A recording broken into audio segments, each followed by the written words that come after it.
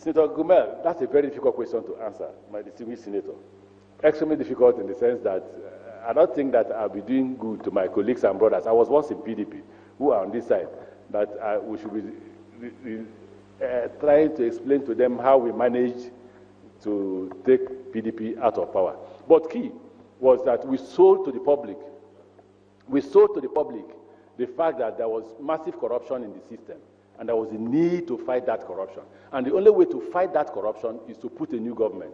And we had to get a signpost candidate. The signpost candidate is a man who the Nigerian public have seen as an incorruptible president. And that's why the party had to put President Buhari forward. And we thought there was a need to do things differently. I thought that as good as the former president may have been, I don't think he was suitable enough for the growth and development of Nigeria. So we needed to offer the opportunity to somebody we believe, and I believe that, is better than the former president. But I don't think we should go right on what happened.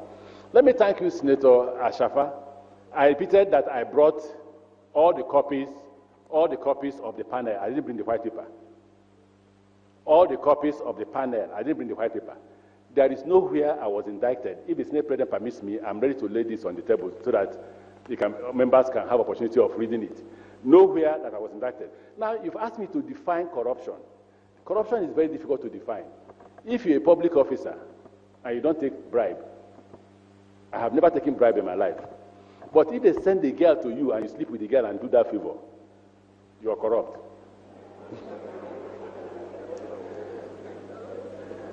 But Nigerians don't know that. They think that corruption is only when you collect bribe. Corruption is a very wide concept. If people are competing for a position and you offer your son or your brother or sister an opportunity to hold that position, when the person is not qualified, you are corrupt. So it's difficult for me to define corruption, sir. I hope that I've been able to put things a bit the way I thought I should define it. Let me thank Senator Wamako. What will I do to ensure that when you talk about unity, diversity, good governance and all that, there must be consequence for actions taken by anybody. If we begin to punish people who disobey the law or the constitution, then we will keep our unity. Believe me, the truth is that the Ikwere man in my village has nothing against the Hausa man in Sokoto. The fight is among the elites. And the fight among the elites is not because you're from Sokoto or I'm from River State. If you bring the money and me and you are sharing, we won't know you're from Sokoto, you won't know I'm from River State. What we know is the money. So the unity is there. It is the quarrel among the elites on the issue of power sharing and capital sharing. I think that's all, sir. No, you talk what's the recipe for peace between the governors. Again, it depends on both the governor and the minister. Some ministers get appointed, and if they were in the past, if they were nominated by their governor, suddenly form their own group and begin to fight the governor. And when they do it, they use what they call federal might. So the commissioner, I'll give myself as an example. I never saw my commissioner of police again until I left office for 3 years.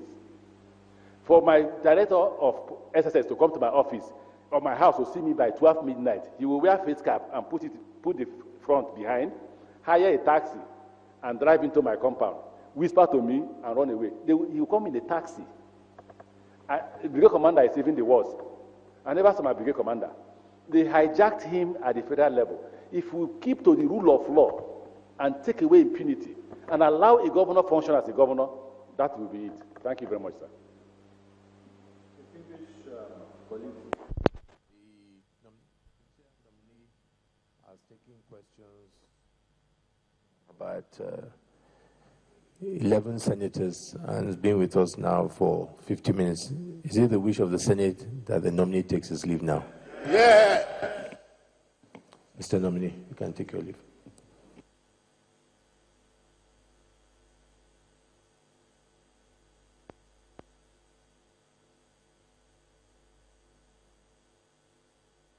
And there you have it,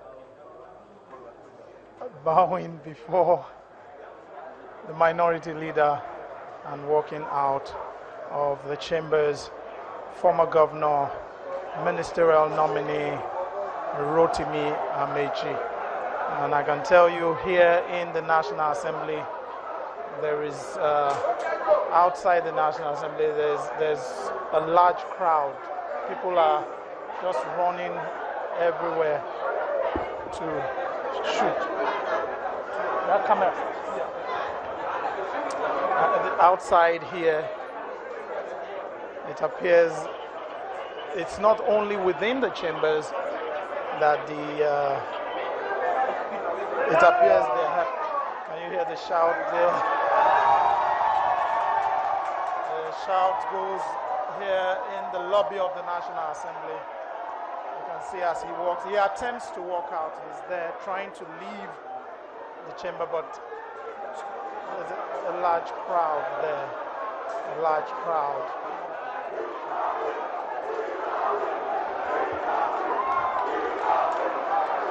And you can hear them there shouting. The shout of "We don't win" is what is happening out there. He's finding it difficult to walk out of the premises. He's finding it difficult to walk outside the chamber. And even for a few minutes right now, the lawmakers, you can see them walking around there, shaking each other. It appears for everybody concerned, this is a key moment. This is a key moment, and I'm sure all the lawmakers are relieved that it has come and gone without much of the anticipated tension that everyone had